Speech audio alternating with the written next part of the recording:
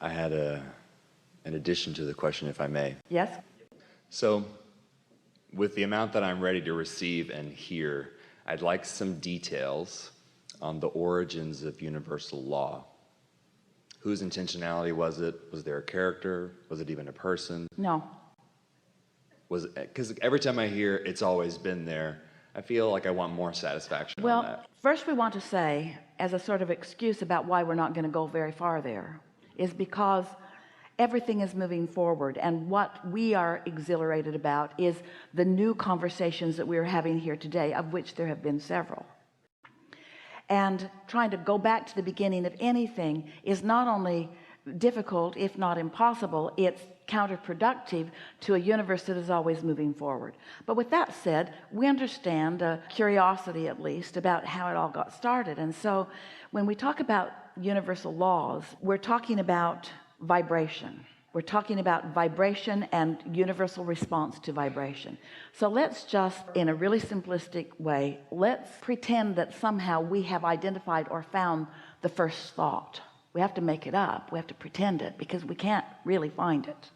You can't even find the thoughts that you began with when you walked into the room today. But you can't, because they've evolved. Have you ever been in an argument with someone and then you lose your point? All you remember is that you were right, but now they've got you so confused that you can't even find the premise that you started with. Well, it's sort of like that. So let's say that we have isolated the original thought, and by what we know now, every thought, because every thought is a frequency, every thought is a vibration of wanted and unwanted, or of presence and absence. So that singular thought was not so singular because it had dual nature. And because of its dual nature, the two ends of the stick, you might say, in their relationship with each other created more thought. The thing that trips you up is that it feels like if there is a thought, there has to be a thinker. And it's really hard for you, because you are creation who does think. So it's really hard for you to accept that when you think a thought, that thought thinks. So let's redefine what thinking is. Thinking is offering vibration, to which law of attraction responds. So now your question is, well, how did law of attraction get in here? Well, law of attraction was just inherent in two differing thoughts. We know it's not very satisfying, but that's as close as we can get. And it helps you if you will realize that when you think a thought, we've been talking about that all day here today, that when you think a thought, that thought is a vibration, and that vibration by law of attraction does gain momentum. So other thoughts come to it. And so other thoughts are coming to your thought that you didn't even think. What? That was my thought. That was my thought. What are other thoughts doing, aligning with my thoughts? That's what we mean by the cooperative components are being gathered. Other thoughts that are like it. And so what confuses humans is that there's that which exists, and then there's perception of that which exists. And humans don't want to acknowledge that anything exists until they perceive that it does. While the ethers are full of things that exist, that are so minute that you can't see them or perceive them, and so you want to call them as non-existent even though they do exist. And so when you begin to allow just some movement in your thought about these things, it's like the age-old question, well, if a tree falls in a forest, did it make a sound? And we say, technically, no. Its falling caused a vibration. But if there's no one there to perceive the vibration, and technically, oh, there are a lot there to perceive the vibration. There's all the dirt and the microbes and the molecules. In other words, they're all perceiving the vibration. They're perceiving the vibration. But the question is, if the tree falls in the forest and there's no one there to hear it, did it make a sound? Well, if there's no one there to hear it, then there was no one with hearing mechanism that translated that vibration into sound. Your senses, that's all you're doing. Your eyes translate vibration into what you see. Your ears translate vibration into what you hear. And so there's a lot of confusion about the difference between an actual vibrating thought and universal's response to it and my perception of it. What happens as there is evolution is that your ability to understand your environment and utilize your physicality and interpret vibration through your physical senses and use your thinking mechanism, especially in concert with source energy, who's thinking about all of this, then you begin to discover that if this time-space reality, which is all that you can perceive, has the wherewithal to inspire a new desire, a new thought desire within you, then it is certain that it has the wherewithal to deliver the full manifestation of it.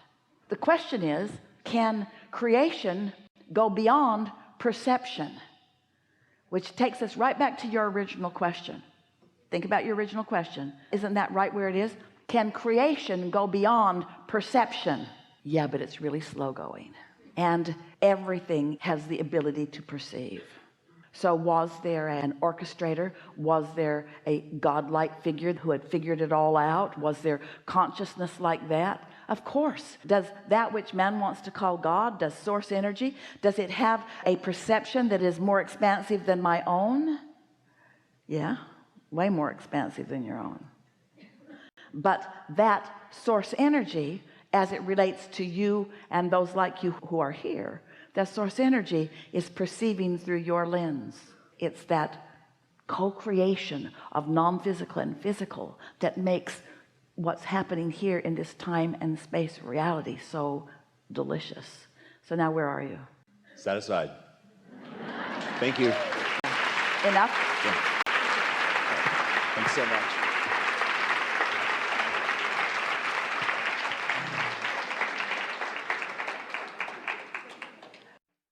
Hi.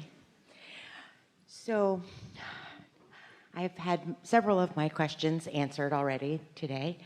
I'm in a tremendous, wonderful space in manifesting things, appreciating them, a relationship. I'm in a new leadership position. I'm teaching. I'm very, very excited about what is. In the relationship sector, I tend to sometimes become balled up about the what-ifs. And I wonder about that being some form of sabotage. For sure. It's literally carving out thought pathways that lead to where you don't want to be. Unless it's the what-ifs that delight you when you think about them. No, and because I believe they are tied to history. Of course they are. And they're old habits of thought that have nothing to do with now. But your thought is where you last left it, so why don't you leave it in a new place? If you could not ever think about that, then there would be no reason to leave it in a new place. But since it is logical and likely that you are going to continue to think about it, then the best idea is to think about it in ways that feel better. So we're going to give you a process. This has been something that Esther's really been enjoying recently. And we're calling it the satisfied, dissatisfied, or satisfied, unsatisfied, satisfied, not satisfied. So she opens her journal and she puts a big S over here and a big un over there. And then she just sort of lets life happen. So something wonderful will happen, or she will just feel wonderful in much the way you just described. And so on this side of it, she'll write a line that says, let's see, what were your lines? I'm living just a wonderful life, and I've taken on a new leadership role. Just listing those things that are easily satisfying, nothing unsatisfying about it. And then you said, and a new relationship. And then in the relationship sector, so then on the unsatisfying part of the journal page, you might write, I worry about some things that have happened in the past happening again. Satisfied, satisfied, satisfied, unsatisfied. So now, because you're right here where you have control, it's not satisfied, it's the end of the world. It's not satisfied, I don't know what to do. It's not satisfied, I'm beside myself. It's satisfied or unsatisfied. It's just in that controllable, low momentum stage is when we're encouraging you to catch it. So now you've written that. And now, if you will, take that idea that you just wrote. I am thinking about the unpleasant what-ifs. Then you might say, but there are so many pleasant what-ifs. And I have no reason to think about unpleasant what-ifs. These are just habits of thought, and things are going extremely well. And it's so unnecessary that I bring the past into this because it has nothing to do with it. So now you've got satisfied, satisfied, satisfied, not satisfied, satisfied. But this is the point. On the subject of dissatisfaction, you have left that subject in a place that you have never left it before. Well, probably doing that today is not going to do the trick completely, because there were a lot of things that you were worried about. Every relationship has a certain amount of insecurity within it. In other words, when your happiness seems like part of the reason is because of this other person, then this other person sticking around feels like a pretty important thing. We get how knowing what you really want can make you know what you don't want. But if you play this game with yourself, it won't be long before there will be a new place that you've left it. You don't have to do that very many times. And think about it. Oh, we really want you to hear this. When you're in concert with your inner being, under the influence of your inner being, your attraction power is way, way, way, way, way, way more than when you're not. From the very first moment that you had a I know what I don't want, I know what I do want moment relative to relationship, your inner being only focused upon what you do want. So consider this. Pretend, it isn't literally this way, but pretend that your inner being is over there with that journal, a journal just like it, and everything's on this side. Satisfied, satisfied, satisfied, satisfied, satisfied, satisfied, satisfied, satisfied, page after page, satisfied, satisfied, satisfied, page after page, satisfied, satisfied, satisfied, satisfied. You're the only one ever having any unsatisfying moments. So imagine what this momentum is. Just imagine what that momentum is, and then feel how once you tip the fulcrum so that you leave that unsatisfying what if in a whole new place, so that you join concert with your inner being who has true knowing. Can you imagine how stable and solid you can be within that? And it's like our friend was telling us earlier, it's not the result of the test, it's not the manifestation, it's the torture that you do to yourself unnecessarily in the meantime. Yeah? Yes. Helpful? Very.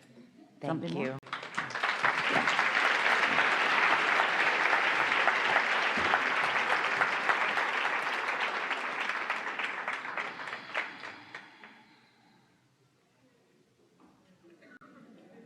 Further forward?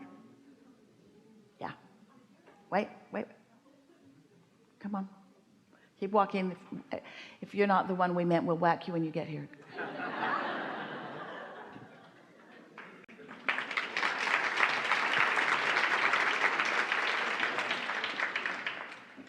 You are a really good bunch to co-create with.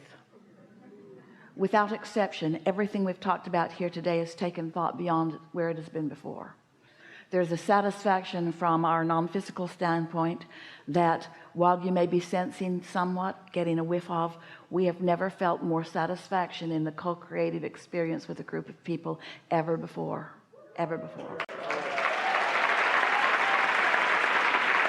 So now, take it easy. Chill out. Look for ways to find satisfaction. Do it the easy way, not the hard way. Think a lot less and talk a lot less and feel a lot more. Talk as much as you can to everyone that you care about, but only when you're under the influence of inner being. Just talk it up. But it's like one of our favorite new jokes. You don't vacuum your living room without plugging the thing in. You could make all the marks, you could move it all around the house, but it's so much better when you plug in first. So get under the influence, and then there is great love here for you. And for now, we are complete.